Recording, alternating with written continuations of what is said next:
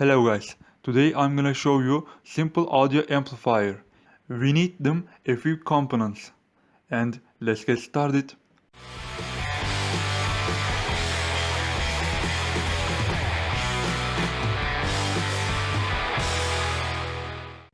We need one LM386 chip, one speaker and a few capacitor.